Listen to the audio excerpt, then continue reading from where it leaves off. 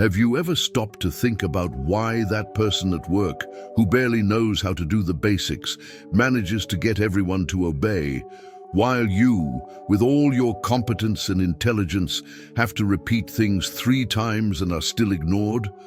Or why that guy who doesn't have half your experience walks into a room and automatically becomes the center of attention, while you can say the most important thing in the world and nobody really pays attention?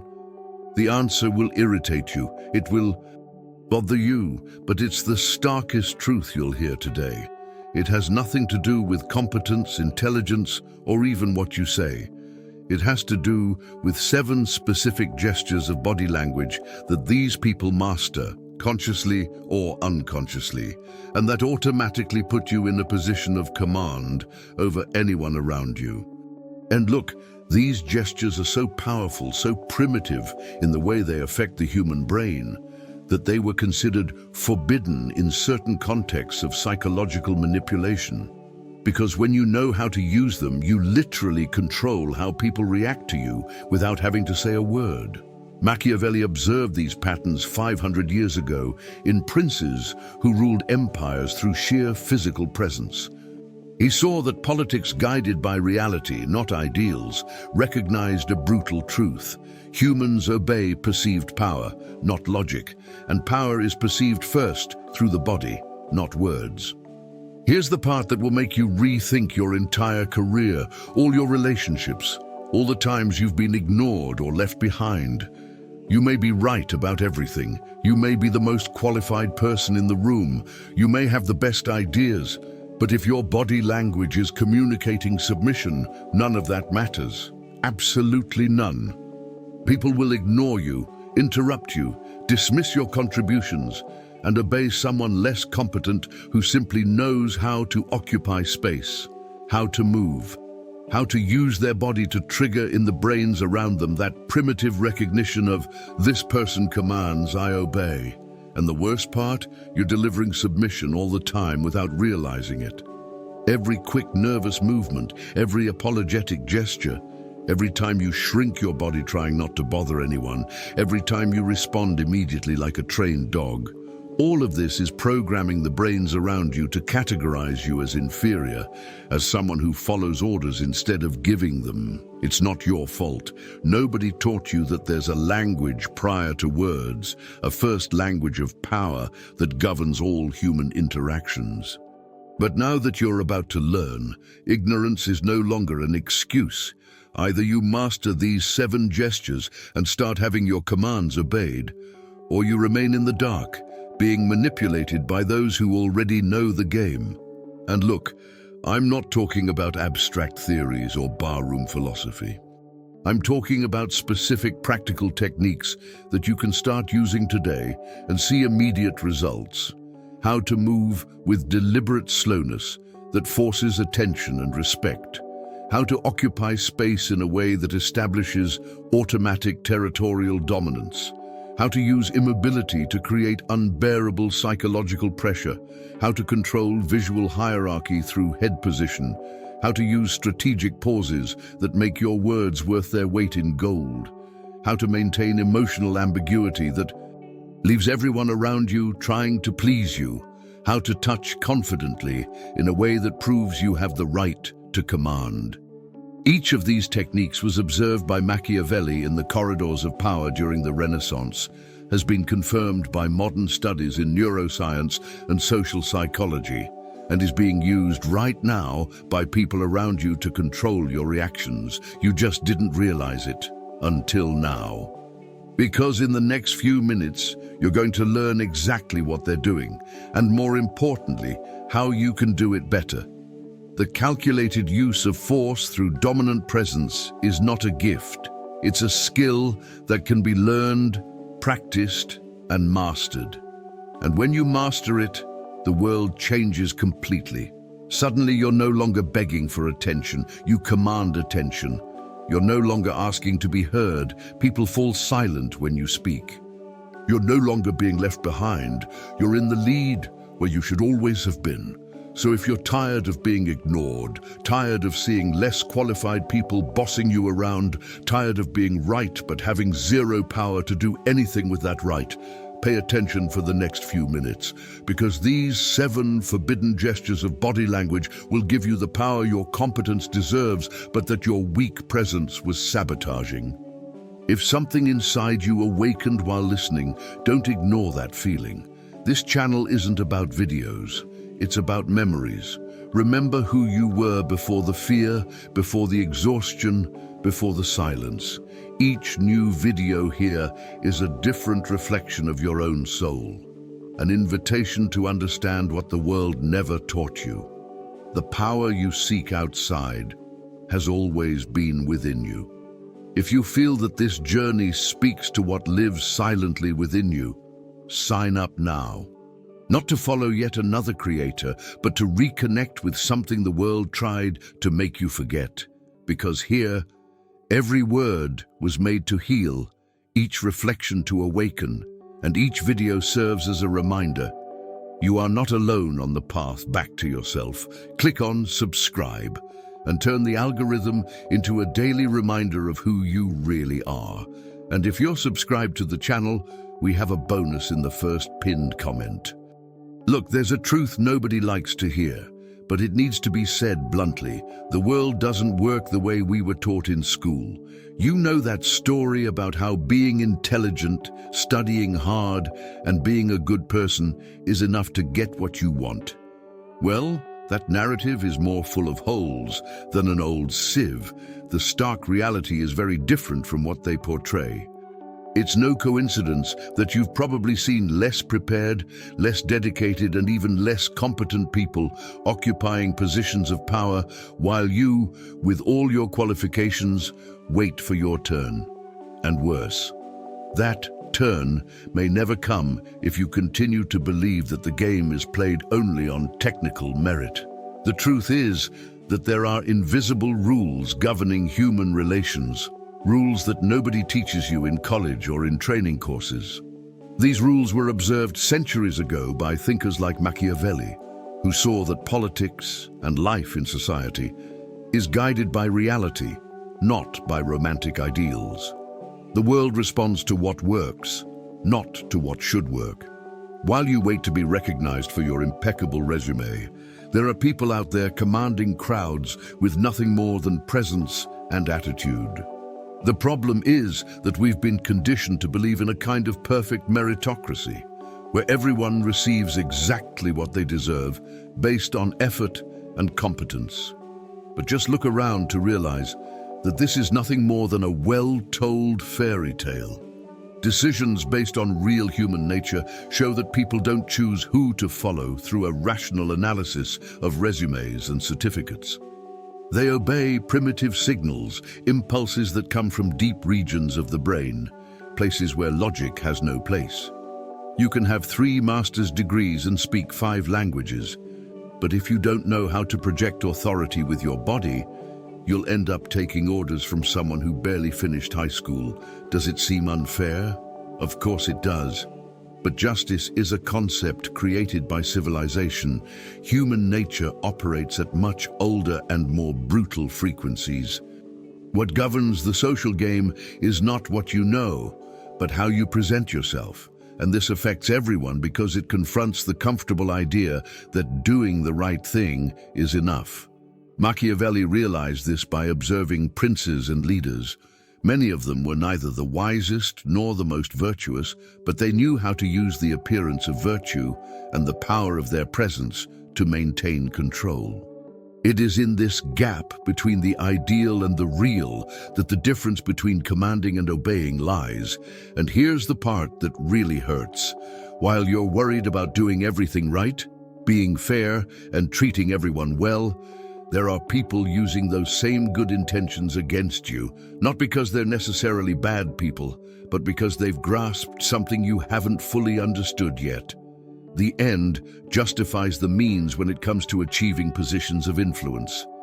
This doesn't mean becoming an unscrupulous manipulator, but rather recognizing that power games are happening all the time, and you're playing them whether you want to or not.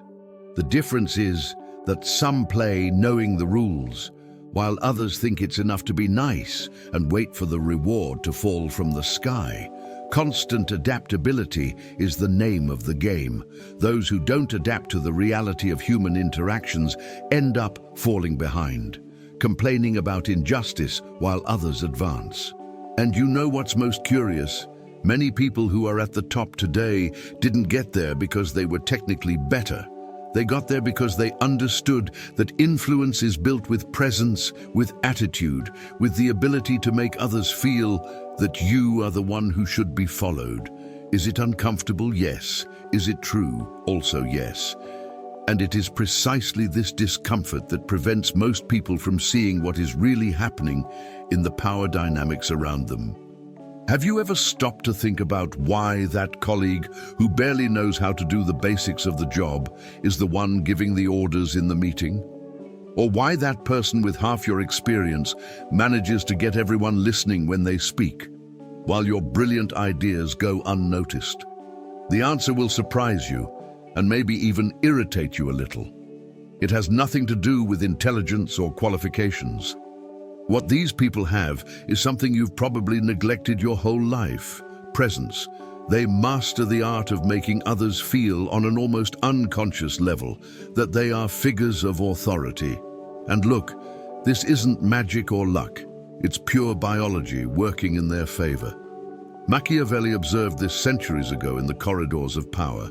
Princes who ruled weren't necessarily the wisest, but they knew how to project an image of strength and control that made people bow down naturally. While you invest all your time studying, getting qualified, and accumulating technical knowledge, these people invest, even unconsciously, in mastering the non-verbal language that makes the brains around them recognize authority.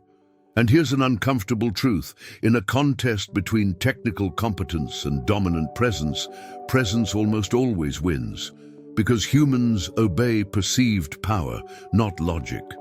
Think about it. When you enter a room and see someone confidently occupying space, speaking slowly, moving deliberately, and maintaining intense eye contact, what does your brain do? It automatically categorizes that person as important, someone who deserves attention and respect. It doesn't matter if they know less than you about the topic at hand. Their body is screaming, "I'm in charge here," at a frequency your primitive brain understands perfectly. Now compare that to someone who fidgets nervously, speaks quickly so as not to disturb, excuses themselves for everything, and occupies as little space as possible. Even if that person is a genius, the brains of others will classify them as submissive, as someone who follows, not leads. Is it cruel? Perhaps. But that's how the human machine has worked for millions of years. Politics, guided by reality, not ideals, recognizes that these power dynamics happen on a level that escapes consciousness. You can have the best argument in the world, but if your body language is screaming, "Please listen to me," nobody will take you seriously. On the other hand, someone with a mediocre argument but an imposing presence will manage to get everyone to agree. Unfair? Absolutely. True? Unfortunately, yes. And there's more. Those less qualified people who boss you around have discovered, consciously or not, that the difference between being right and having presence is the difference between being ignored and being obeyed. You may be absolutely right about something, but if you don't know how to present that certainty with your body, your voice, your energy, you'll end up seeing someone else take credit for your idea. Has that ever happened to you? You say something in a meeting and nobody pays attention. 5 minutes later, someone else says the same thing and everyone thinks it's brilliant. What changed? It wasn't the content, it was the packaging, the way it was delivered, the calculated use of force in communication, which goes far beyond words. Machiavelli said that it's better to be feared than loved when it comes to maintaining power, and although that phrase seems harsh, it carries a truth about perception. People respect and obey those who project strength, not those who project a need for approval. That less qualified person who bosses you around isn't waiting for you to like them. They're occupying the role of authority and making your brain accept them as such. Meanwhile, you continue trying to prove your worth with logical arguments, without realizing that the game is being played on a completely different board. Here's a bitter pill you need to swallow. Being right means absolutely nothing if you don't have the presence to back it up. It might hurt to hear this, especially if you've spent years of your life studying, preparing, and accumulating knowledge. But the stark truth is that the world doesn't reward those who are right. The world rewards those who can make others believe they are right. And this belief doesn't stem from well-structured logical arguments. It stems from a visceral feeling you evoke in people when you communicate. Think about that moment when you presented a perfect solution to the company's problem based on impeccable data and analysis. But everyone remained silent, staring at the floor. Then another person came along, said basically the same thing, but with less support, and suddenly everyone started nodding in agreement. What happened there? You were right, but the other person had presence. They occupied the space with confidence, spoke with strategic pauses, maintained a firm posture, and projected an energy that said, "I know what I'm talking about, and you're going to listen to me." Meanwhile, her body language was likely asking for approval, seeking validation, showing subtle signs of insecurity that caused people to dismiss her words before even consciously processing them. The difference between being right and having presence is the difference between being a brilliant consultant whom nobody listens to and a mediocre leader whom everyone blindly follows. Machiavelli understood this by observing the princes of his time. Many were not the wisest or most just rulers, but they knew how to use the appearance of virtue and the projection of strength to maintain respect and obedience. They knew that decisions based on real human nature require more than being right. They require making others feel that you are in control. And look, this isn't cheap manipulation. It's a deep understanding of how social psychology works. When you enter a room and your posture is expansive, when you speak and there is a deliberate pause before your words, when your movements are slow and controlled, you are activating ancestral triggers in people's brains. These triggers say, this person has resources, has confidence, has power. And once this alarm sounds in the minds of others, everything you say automatically gains weight. On the other hand, if you arrive rushed, speaking quickly so as not to take up anyone's time, making nervous gestures and occupying as little space as possible, you're setting off other alarms. Alarms that say, this person is insecure and can be ignored. It doesn't matter if you have 3 PhDs. If your presence is weak, your words will be weak too. And here lies the danger of continuing to believe that simply being right is enough to be heard. You'll spend your whole life frustrated, watching less prepared people rise while you remain stuck in the same place. Constant adaptability requires you to recognize this reality and adjust your approach. It's not about abandoning technical competence, far from it. It's about understanding that competence without presence is like having an excellent product without knowing how to sell it. You'll fail with something valuable in your hands. Think of the great leaders you know or have heard of. Steve Jobs, for example. He wasn't the best engineer at Apple, but when he talked about a product, people believed him. Why? Because he mastered the art of presence. Every movement, every pause, every look was calculated, even unconsciously, to generate maximum impact. He knew that the end justifies the means when it comes to making a message resonate, and he used his body as an instrument of persuasion. Meanwhile, brilliant engineers within the same company remained in the shadows, frustrated because their brilliant ideas didn't receive the attention they deserved. The difference? Presence. And if you still don't understand how to project that presence, get ready, because the next lessons will reveal exactly how to do it. Take a deep breath, because this truth will dismantle everything you've been taught about communication and influence. Human beings are not rational creatures who make decisions based on logic and well-constructed arguments. In fact, we are sophisticated animals that react first to instincts and only then, perhaps, stop to think rationally.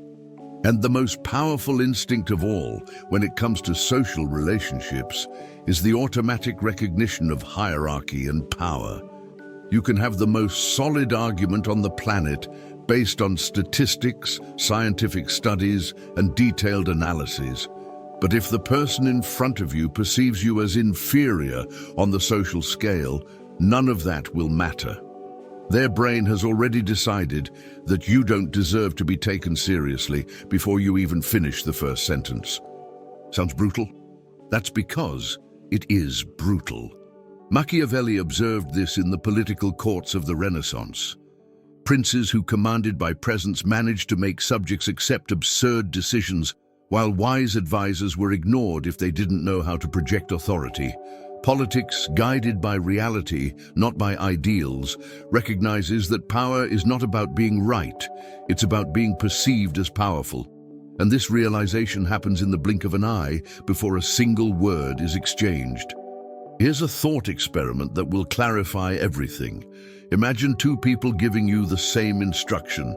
The first person speaks looking directly into your eyes, with a relaxed body but occupying space, in a slow and firm voice, without any hurry. The second person speaks looking to the side, with slightly hunched shoulders, making quick hand gestures, in an accelerated voice, as if afraid of bothering you. Which one do you naturally obey without question? The first, obviously. And look how curious. The content of the instruction is exactly the same, but your brain has already categorized the first person as someone who should be obeyed, and the second as someone who can be ignored. This happens because decisions based on real human nature are made by the primitive part of the brain, the part that evolved to quickly identify who is a threat, who is an ally, and above all, who is above or below you in the social hierarchy.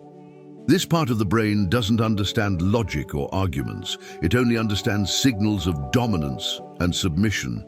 And these signals are transmitted mainly through body language, tone of voice, and space occupation. That's why less intelligent people boss you around, because they master, consciously or unconsciously, this primary language of power, while you're still trying to win at the game of logic. And there's more. This obedience to perceived power isn't something you rationally control. You don't decide, I'm going to obey this person because they occupy space in a dominant way. No, it happens automatically, on a level that completely escapes your consciousness. It's the same mechanism that makes you feel uncomfortable when someone invades your personal space, or that makes you automatically respect the person who enters a room and somehow commands everyone's attention without saying anything. Humans obey perceived power, not logic, because for millions of years of evolution, quickly obeying hierarchical signals was a matter of survival. Those who were slow to identify who was in charge of the tribe ended up being excluded or killed. So this mechanism became deeply ingrained in our nervous system. Machiavelli said that it's better to be feared than loved when it comes to governing. And although that's a simplification, the essence is true. People follow those who project strength and authority, not those who try to please or convince with arguments. And as long as you don't understand that the power game is played first with the body and only then with words, you'll continue losing to people who don't even come close to your intellectual capacity, but who master this ancient language that makes brains obey without hesitation. Now let's delve deep into a truth that educated society prefers to sweep under the rug. You are an animal. No matter how many diplomas you have hanging on your wall, no matter how civilized you consider yourself, deep down, your brain continues to operate with the same circuits that governed our ancestors on the African savannas millions of years ago. And one of the most powerful and ancient circuits is precisely the one that detects social hierarchy and dominance. This system wasn't switched off when we invented the internet or built skyscrapers. It continues to function at full steam, determining who you respect, who you obey, and who you ignore. The difference is that nowadays nobody teaches you this openly. They teach you that we are rational, civilized, guided by logic. But Machiavelli already understood this truth centuries ago. Real human nature hasn't changed just because we've created sophisticated laws and institutions. Deep down, we still react to the same primitive signals of power that our ancestors reacted to. And whoever understands this biology of dominance has a brutal advantage over those who still believe in the fairy tale of pure rationality. You're competing in a game where half the players know the invisible rules, and you didn't even know those rules existed. The brain's instinctive response to physical dominance is automatic, rapid, and completely unconscious. When you encounter someone who confidently occupies space, moves slowly and deliberately, maintains an upright posture and a steady gaze, something happens in your nervous system even before you consciously process who that person is. Your reptilian brain, the oldest and most primitive part, triggers a series of instantaneous assessments. Is this person a threat? Is he a leader? Should I submit or challenge?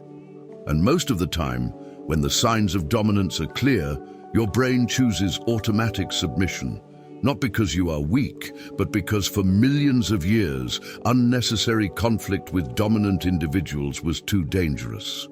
Those who survived were those who could quickly recognize the hierarchy and position themselves appropriately. This is ingrained in your DNA.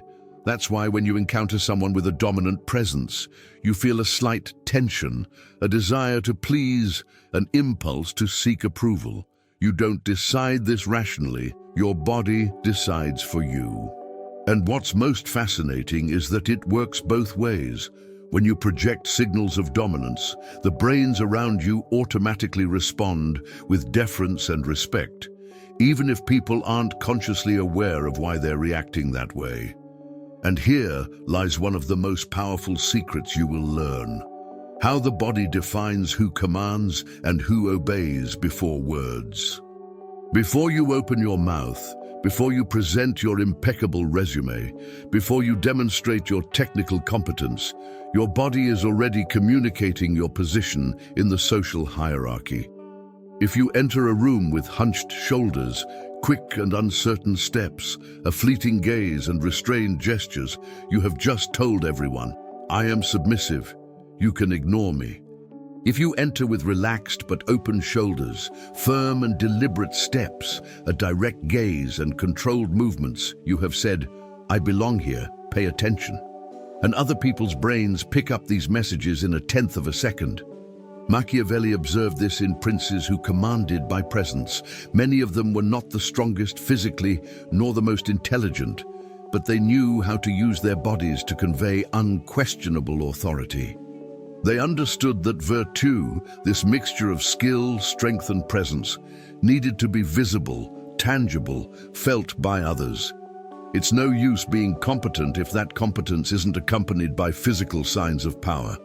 And as long as you continue to neglect this body language, you'll continue to see less qualified people bossing you around, simply because they speak the primitive language that all brains understand, while you insist on speaking only the language of reason and logic. Let's break down exactly what happens in your brain when you encounter someone with a dominant presence, because understanding this mechanism is the first step to using it to your advantage.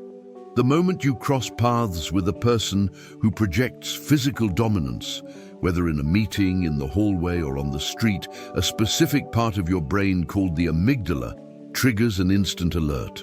This ancient structure, which exists to detect threats and opportunities, performs an ultra-fast scan.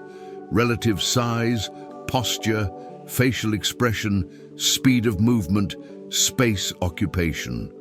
All of this is processed in milliseconds before you have any conscious thought about the person. And based on this data, your brain makes a primitive but powerful decision. Do I bow or challenge? Most of the time, when the signals are clear, your nervous system automatically chooses the posture of deference. You don't think, I'm going to respect this person. You simply feel a subtle change in your body. Perhaps your shoulders adjust slightly back. Perhaps you unconsciously create a little more distance. Perhaps your tone of voice becomes a little more cautious. Decisions based on true human nature happen at this deep level, where reason hasn't yet arrived. And the most curious thing? The dominant person doesn't even need to do anything aggressive. They simply need to occupy the space confidently, move with deliberate slowness, and maintain a neutral but firm expression. Here's a practical example that will make everything make sense. Think of a boss you've had, or know, who commands respect effortlessly. Not the loud-mouthed boss who needs to constantly assert themselves verbally. Those actually demonstrate weakness disguised as authority. It's the boss who enters the room and everyone naturally pays attention, even without being asked. What's happening there? Everyone's brain in the room is detecting signs of dominance and responding instinctively. The way he walks, firm but unhurried steps, as if time were working in his favor, not against him. The way he sits in his chair, relaxed but expansive body, not hunched over. The way he looks at you when he speaks, direct eye contact, without quickly looking away as if seeking approval. The way he answers questions, pausing before speaking, as if granting the privilege of your attention.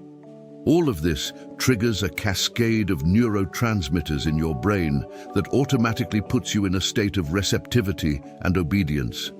You don't decide to obey. Your body decides for you. And the opposite is also true. When you project signs of submission, quick and nervous movements, accelerated voice, apologetic gestures, you trigger in others the perception that you can be ignored, that your words have no weight. Machiavelli would have loved to have access to modern neuroscience studies because they scientifically prove what he already knew through observation. Humans obey perceived power, not logic. And there's a brutal detail you need to understand about this instinctive response. It's contagious and self-reinforcing. When you project dominance, the people around you react with submission.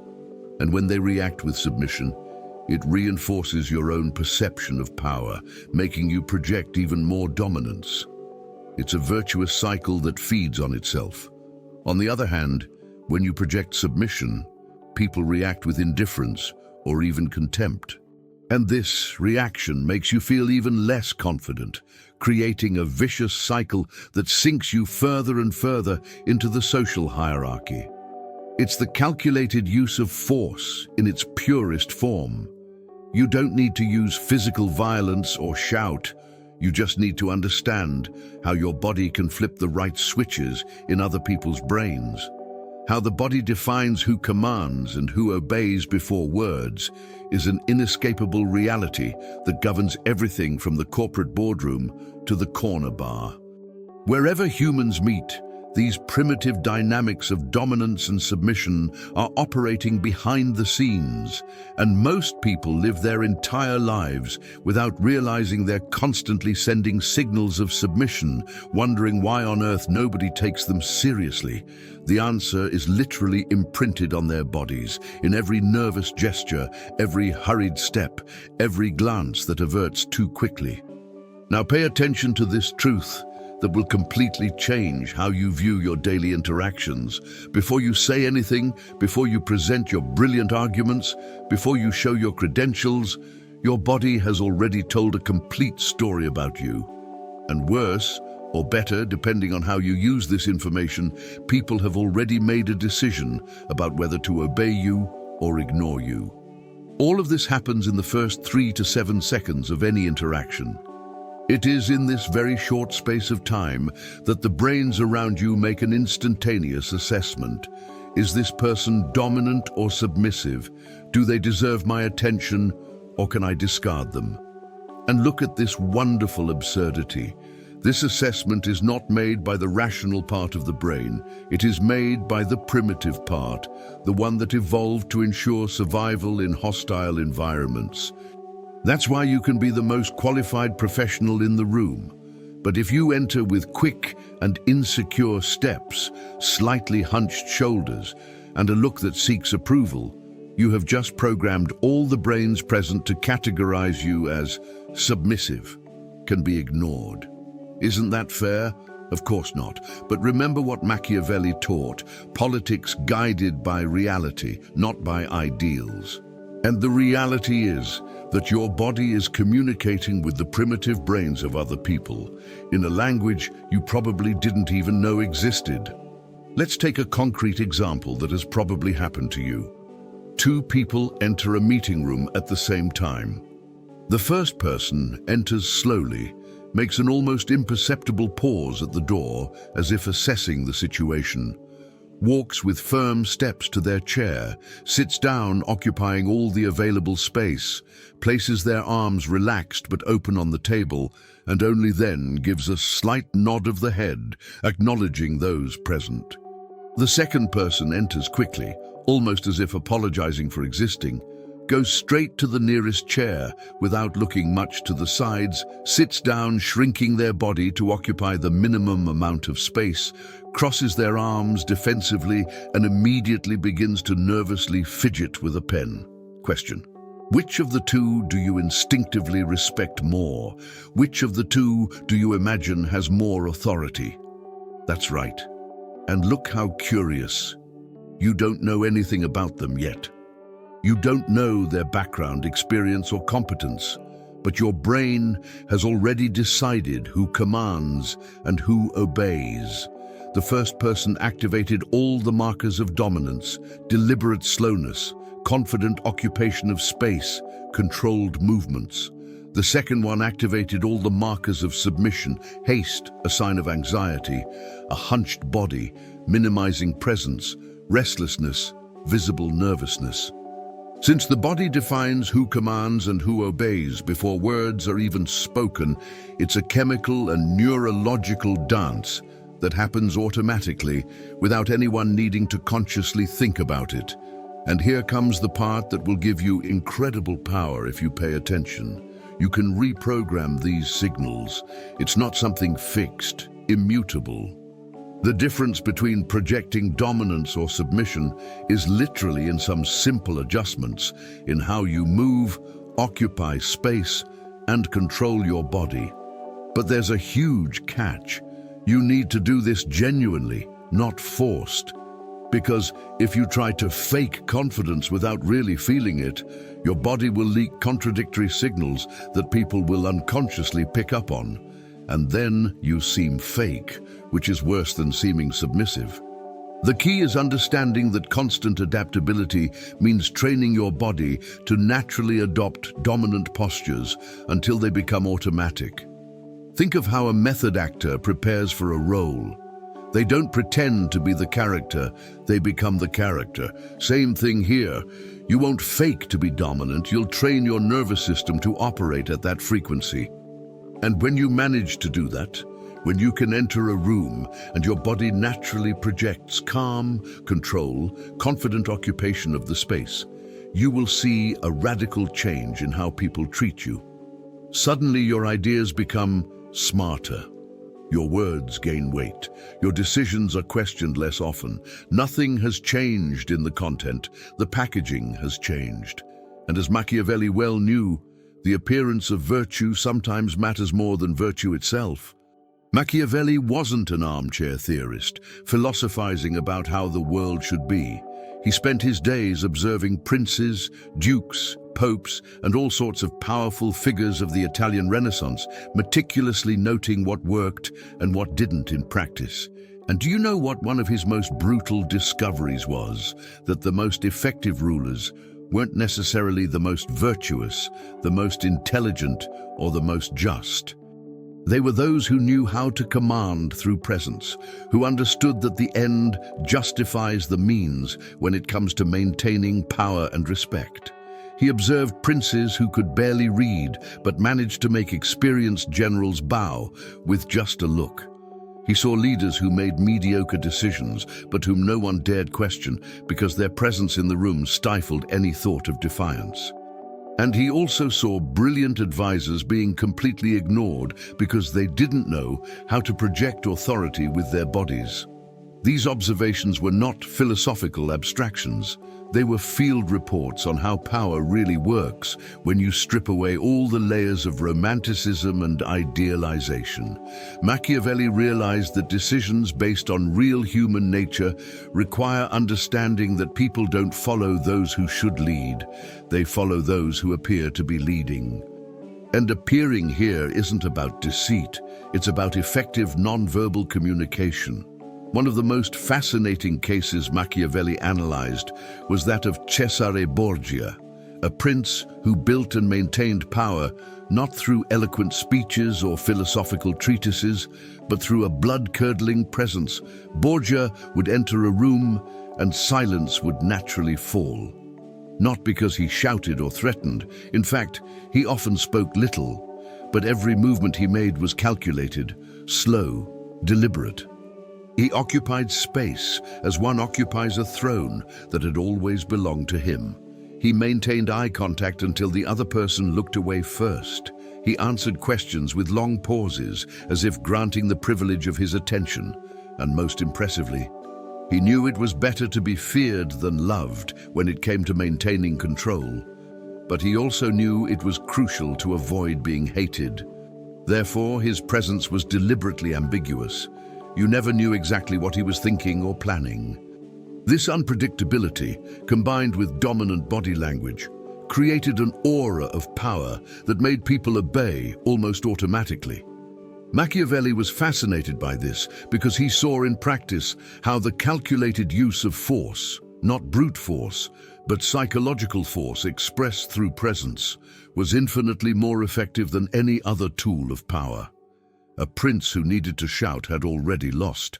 A prince who commanded with his gaze and posture had true control.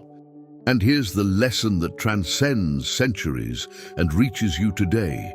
The principles Machiavelli observed in Renaissance palaces continue to operate in your company, your family, your social circles. Human nature hasn't changed. Brains still respond to the same signals of dominance and submission. The difference is that today nobody teaches you this openly because we live in an era that prefers to pretend we are purely rational creatures guided by merit and logic. But look around. Who's in charge? Are they the most intelligent people? Almost never. They are the people who know how to lead through presence, who intuitively or consciously understand the lessons Machiavelli documented 500 years ago. They know that virtue, this mixture of skill, strength, and presence, needs to be visible and felt. They know that fortune can give you opportunities, but only a dominant presence keeps you on top when luck turns. And as long as you continue to believe that technical competence is enough, you will continue to see modern princes, your bosses, your colleagues, even less qualified people, leading with nothing more than physical presence and body control. Machiavelli would be laughing or crying to see how the same dynamics he mapped out centuries ago still take people by surprise. Now let's talk about the part that might hurt a little, but is absolutely necessary. You're probably betraying yourself all the time without realizing it. At every meeting, every conversation, every social interaction, your body is screaming, "I am submissive, you can ignore me," while your mouth desperately tries to convince others otherwise. And the worst part is that you don't even realize it because no one ever taught you to pay attention to these details. Let's start with the most obvious, shrinking your body. You know when you're sitting and you notice that your shoulders are slightly hunched forward, your chest is closed, your arms are glued to your body or crossed defensively. That's telling the primitive brain of everyone around you, "I'm not a threat, I'm small, you can discard me." Whoa, or when you're standing and unconsciously shift your weight to the side, cross your legs, occupy as little space as possible, as if apologizing for existing. All of these are very clear signs of submission. And here's the brutal part. It doesn't matter if you have a perfect argument, if you're more qualified, if you're right. Your body has already programmed the brains around you not to take you seriously. How the body defines who commands and who obeys before words are even spoken isn't abstract theory. It's the concrete reality of your daily interactions. You are literally sabotaging your own authority without realizing it. And this happens because no one taught you that there's a silent war happening at the level of body language. But it doesn't stop there. There are the apologetic gestures you constantly make without any awareness. You know when you're about to say something and first you put your hand on the back of your neck or rub your face or make that little hand gesture as if you're asking permission to occupy the conversation space. Each of these gestures transmits insecurity and submissiveness in high definition. Or when you speak and make those nervous movements, fidgeting with your pen, drumming your fingers on the table, shaking your leg, adjusting your clothes several times. Each of these movements screams to the world, I'm anxious, I'm insecure, I'm out of control. And people's brains pick up on this instantly and categorize you as someone of low status, someone who can be ignored. Machiavelli observed in the princes who commanded that they had a specific quality, powerful stillness. They didn't fidget nervously, they didn't make unnecessary gestures, they didn't show physical anxiety. Because they intuitively understood that nervous movements are signs of prey, and prey doesn't command, prey obeys. A predator moves slowly, purposefully, with absolute control over every muscle. And that's exactly what you need to start doing if you want to stop giving away your submission for free. And there's an even more subtle traitor undermining your authority in every conversation.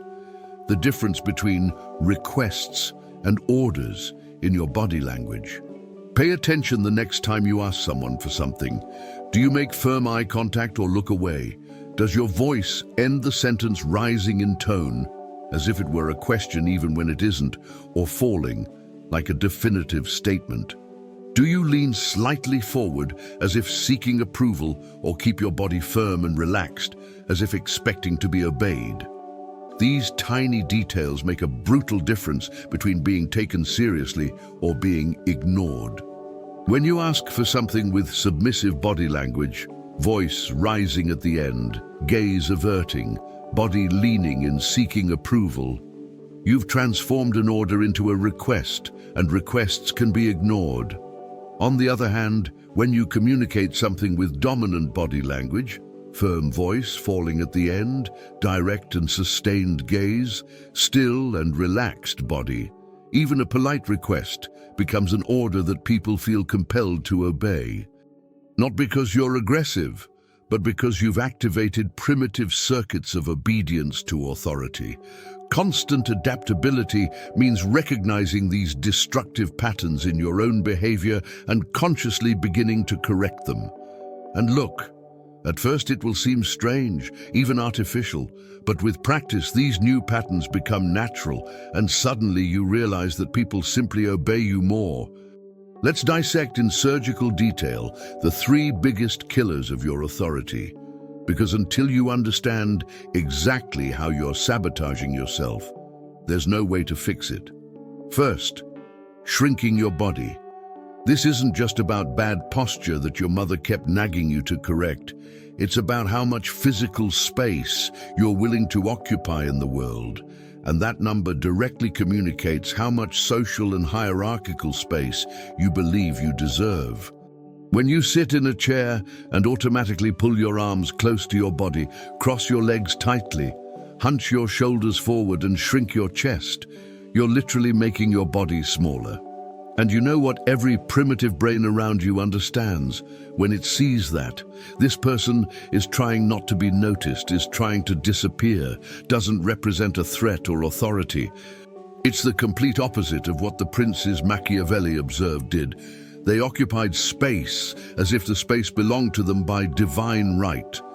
Not arrogantly or excessively, but naturally and confidently. Legs slightly apart, arms relaxed but occupying the armrests of the chair, chest open, shoulders back. Every inch of space occupied is an inch of authority claimed. And look how fascinating. Studies show that when you force your body to occupy more space, even if it initially feels strange, your own brain starts producing more testosterone and less cortisol, literally making you feel more confident and less anxious. It's a self-reinforcing cycle. You occupy space, you feel more powerful, you project more dominance, people respect you more, you feel even more powerful. Now, apologetic gestures are even more treacherous because they're often so automatic you don't even realize you're doing them. You know when you're about to say something important in a meeting and you first put your hand on the back of your neck or rub the back of your head? That's a universal gesture of anxiety and submission. You're literally exposing a vulnerable area of your body, your neck, as a sign that you're not a threat. Or when you quickly cover your mouth with your hand while speaking, or touch your face repeatedly, or adjust your glasses several times unnecessarily. All of these are self-soothing gestures your body makes when it's nervous, but they transmit brutal insecurity to the brains around you. Or even worse, that little gesture with open hands and palms up, as if you were literally asking for permission or begging for approval. Compare that to what a person with a dominant presence does. When they're about to speak, they simply speak. No preparatory apologetic gestures, no touching their face, no visible self-soothing. Relaxed hands, deliberate and minimal movements, a neutral but firm expression. Decisions based on real human nature show that people trust and obey those who appear to have complete control over themselves, not those who seem to be struggling with internal anxiety. And every apology you make is a public confession that you don't feel in control, that you don't believe you deserve to occupy that space or have that conversation. And lastly, perhaps the most destructive of all, constant nervous movements. Look, everyone gets nervous sometimes, that's normal. But the difference between someone with presence and someone without presence is that the first person doesn't let the nervousness leak out through their body. You know when you're in an important conversation and you realize your leg is compulsively shaking, or your fingers are drumming on the table, or you're clicking and unclicking your pen repeatedly, or fiddling with your cell phone unnecessarily. Each of these movements is saying, I'm uncomfortable, I'm anxious, I want to get out of here. And worse, quick, nervous movements are biologically associated with prey, not predator. Think of a rat moving frantically versus a lion lying quietly observing. Which one commands instinctive respect? The calculated use of force also means the calculated use of stillness. When you can remain physically still while conversing, relaxed but still body, hands resting without restlessness, legs steady, you create a magnetic presence that attracts attention and automatic respect. People start paying more attention to what you say simply because your body isn't competing with your words. And there's a huge bonus. When you eliminate nervous movements, you become harder to read emotionally, more unpredictable, and that gives you a massive psychological advantage in any negotiation or power interaction. Here's the truth. No one dared tell you in college, in your specialization courses, throughout your entire path of qualification. Your diploma is worthless if you don't know how to present it effectively. It might hurt to hear this, especially after years of investing in education, certifications, and developing technical skills, but it's the stark reality. You can be the most competent professional in the room, have 3 master's degrees, speak 4 languages, and master the most complex tools in your field. But if you enter a meeting with hunched shoulders, a trembling voice, and nervous gestures, all that knowledge vanishes. Because humans obey perceived power, not logic, and perceived power is communicated first through the body, not the resume. Think about how many times you've seen incompetent people get promoted while you, with twice the technical capacity, were ignored. The tendency is to blame the injustice of the system, politics, nepotism, and look, those things really do exist. But there's another, even more decisive factor at play. These less qualified people know, consciously or unconsciously, how to project physical authority. They occupy space with confidence, speak with strategic pauses, and move with deliberate slowness. And this activates in the decision-makers' brains the perception that they are natural leaders, regardless of their actual competence. Is it brutal? Yes. Is it unfair? Absolutely. Is it real? Unfortunately, more than you imagine. Let's take a concrete example that will clarify everything. Imagine two candidates in a job interview for a leadership position. The first candidate has an impeccable resume, 15 years of experience, proven results, and in-depth technical knowledge. But during the interview, he speaks quickly, as if afraid of taking up the interviewer's time, gestures nervously, looks away when making important statements, and sits with his body slightly hunched. The second candidate has a mediocre resume, half the experience and less impressive results. But he enters the room with firm steps, sits occupying the entire space of the chair, maintains sustained eye contact, speaks slowly as if each word deserves to be heard, and moves his hands in a controlled and deliberate way. Honest question. Which of the two is likely to get the job? The second. Always the second. Because decisions based on real human nature are not made by a competency spreadsheet. They are made by the primitive brain that assesses who looks like a leader. And whoever looks like a leader is the one who projects a dominant physical presence, not the one with the best resume. Machiavelli observed this in princes. Many were mediocre in terms of technical governing skills, but were masters of the art of appearing virtuous and projecting power. They knew that the end justifies the means when it comes to conquering and maintaining positions of authority, and one of the most effective means is simply to appear more powerful than others, regardless of technical reality. And here's the lesson you need to tattoo on your soul. Competence without presence is invisible. It's like having a revolutionary product, but without packaging, without marketing, without proper presentation. Nobody will buy it, not because the product is bad, but because nobody can see its value. Your intelligence, your qualifications, your knowledge, all of that remains locked inside you if there isn't a vehicle of physical presence to transport those qualities to the brains of others. And that vehicle is your body, how you move, how you occupy space, how you control your gestures, how you use pauses, how you project stillness or restlessness. Constant adaptability means recognizing that the game has changed, that the rules aren't what you were taught.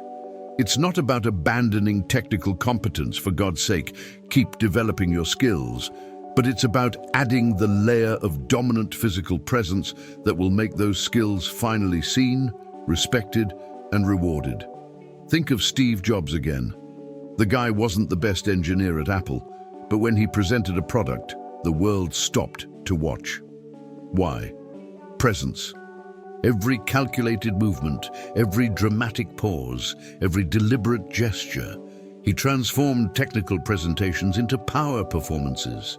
And until you understand that you need to do the same, obviously adapted to your context, you'll remain the invisible genius that everyone ignores while following mediocre people who know how to command with their bodies. Wait. Before you leave here thinking you know everything, I need to tell you something that will completely change the game. The gesture I'm going to reveal in the next video is so psychologically invasive, so primitive in the way it controls people's brains, that when Machiavelli observed princes using this technique, he noted in his secret writings that this is the gesture that separates those who govern from those who are governed. And look, that's no exaggeration. Because all the gestures you've learned so far, slow movements, occupying space, immobility, pauses, are powerful, but they work at a conscious level. People may eventually perceive what you're doing, but the gesture in the next video, that one works at such a deep level of the reptilian brain that even when the person consciously knows what you're doing, their primitive brain can't resist. They feel the submission in their body before their mind processes what happened. I'm talking about a gesture that makes the person physically feel that you are above them in the hierarchy. And once the body feels this, the mind accepts it as truth. It lacks logic, argumentation, and rational defense. It's an automatic response programmed by millions of years of social evolution. And the most fascinating part? You've seen this gesture used against you hundreds of times in your life, but you never consciously realized it.